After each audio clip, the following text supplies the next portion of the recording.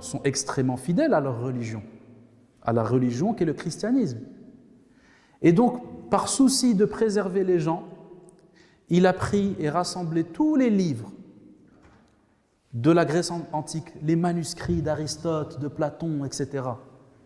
Il les a rassemblés et il les a mis dans un endroit et en empêchant quiconque de s'approcher de ces livres-là. Et Yahya ibn Khalid, il a eu vent de cela. Et lorsqu'il a entendu parler de ces livres-là, qui l'intéressaient, il envoya énormément de présents et de cadeaux au roi byzantin. Au point où le roi byzantin disait à ses sujets, il leur disait ce que fait ce musulman m'interpelle et m'interroge.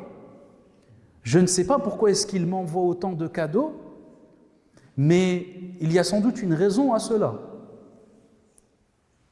Et puis un jour, il comprit l'objectif de Yahya ibn Khalid et qu'il était intéressé par ses livres. Et là, il se frotta les mains. Il dit à ses sujets, nous avons là l'occasion de nous débarrasser de ces livres et par là même d'avoir une influence néfaste sur eux, sur les musulmans.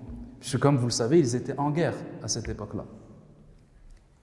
Et donc, il accepta de diffuser et de leur rapporter l'ensemble des manuscrits et des livres de la Grèce antique et de les donner à ce vizir et aux musulmans.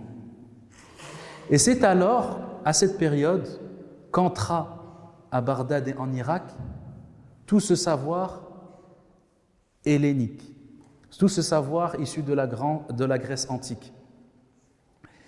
Et Yahya ibn Khalid, eh bien, il diffusa ces livres et il permit aux gens d'Irak et de Bagdad d'y avoir accès, au point où il est rapporté que un certain nombre de gens se rassemblaient dans sa demeure afin de discuter de théologie,